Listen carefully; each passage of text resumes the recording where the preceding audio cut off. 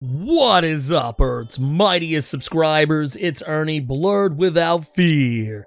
Welcome back to the channel. Alright, today's video, we are going to be talking about King in Black, number 4, by Donny Cates and Ryan Stegman. And in this video, the secret, ancient, opposite force, the one thing in all of the cosmos that Knull fears, we finally know exactly who and what it is. And the answer is something that honestly surprised me because it is an entity we've actually seen multiple times throughout the Marvel Comics universe, dating all the way back to Micronauts number 8 in 1979.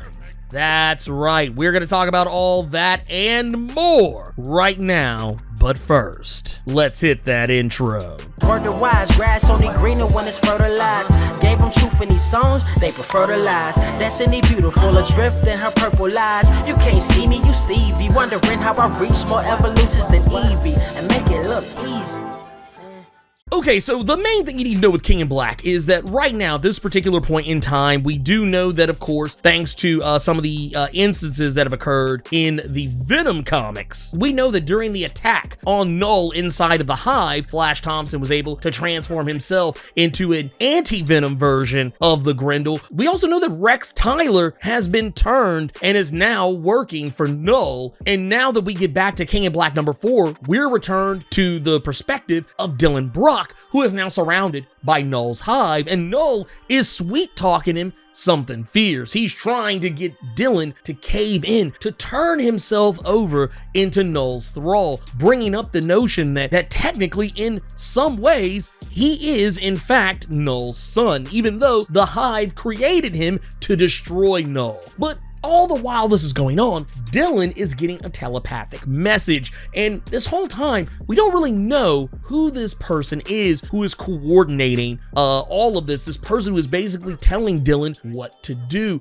This person, this voice that is speaking to Dylan and nobody else, but Dylan is telling him that he can burn the Hive from the inside, with Dylan allowing himself to grab a hold of Knull inside the Hive and begins burning his influence away from the X-Men, the Fantastic Four, Thor, from Doctor Strange, every last single character who has been caught in Knull's wave of symbiote annihilation and nullification. He is destroying all of it, freeing some of Marvel's biggest heavy hitters. And this same voice is speaking to the rest of the heroes, telling them what they must do, even encouraging Doctor Strange to take himself to the next level, taking the very same staff that he acquired in Donny Cates' Doctor Strange run, roughly around the time of Doctor Strange number 383, that Black Cat would later try to use to save Doctor Strange from Knull in her own series, King in Black, Black Cat number 1 and 2, giving it back to Doctor Strange himself and it turning him into a god. Not only that, everyone else is bringing all of their powers to bear. Cyclops is unleashing the full brunt of his optic blast. Invisible Woman is using the full force of her invisibility powers, and Doctor Strange is using all of the Asgardian godly might he has at his disposal. Not only that, but so too is Prince Namor, bringing down everything that he has to bear on the entirety of Knull's horde, and Storm and Thor are working in concert to rain down electricity, the likes of which Knull and his symbiote army have never seen before. And it's here that we learn, as Knull is regaining his composure, we realize exactly who it is who's been orchestrating all of this, and it's none other than Marvel Girl herself, Jean Grey. She is the one who's been reaching out to everybody, and she has somehow broken through the Hive to contact Dylan, and when she breaks into Knull's mind, she discovers something that I believe Carter and I talked about on the Blerd Cave, maybe some Blerd Caves ago, maybe 2, 3, or 4 Blerd Caves ago, where we talked about the idea that we know that Knull is kind of one of those ideas that came from Donny Cates based on some things that happened back during the God Butcher and the God Bomb story arc in Jason Aaron's Thor run. And I remember asking Donny Cates about this, and he simply said that he created Knull simply off of that battle between the God of Light and this God of Darkness, these warriors who represent these opposing forces who crash landed before Gore, and Gore ultimately getting his powers, what we would later learn was all black. He got that from that fallen warrior who at the time we learned was actually Knull.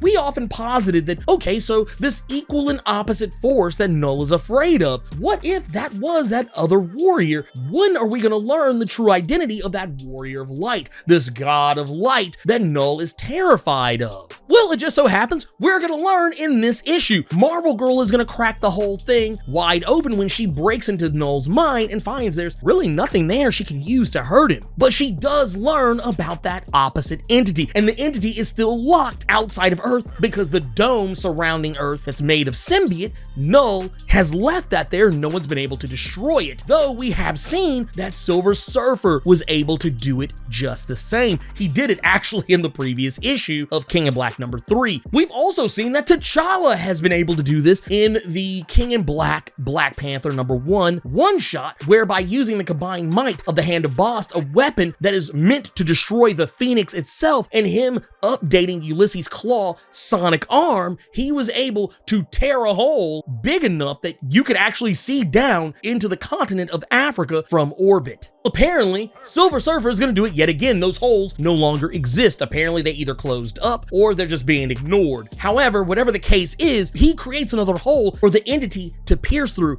but it doesn't want Silver Surfer. Silver Surfer thinks that this entity, this power, is going to use him as a vessel. It does not want Silver Surfer. It has chosen another champion, and it is here that we learn that Reed Richards finally knows, now that this entity is here, what exactly it is. This is Captain Universe. Captain Universe is this entity that has always kind of been around. It always appears at the strangest points in time, but basically what you need to know is that Captain Universe is pretty much an all-powerful entity that can basically be whatever it wants and whatever it needs, and can be as powerful as it needs to be at any point in time to handle whatever is before them. That's kind of their power. It's kind of just what they do. It's the unipower, the enigma force that Reed has always been trying to understand, apparently. This allows Captain Universe to manipulate energy and matter on a molecular level and can basically do whatever it wants. It's basically alchemy at its purest form. If Captain Universe wants something to be something else, they can make it possible. And this entity has chosen its champion, and it is none other than Eddie Brock. We have seen Captain Universe with many and multiple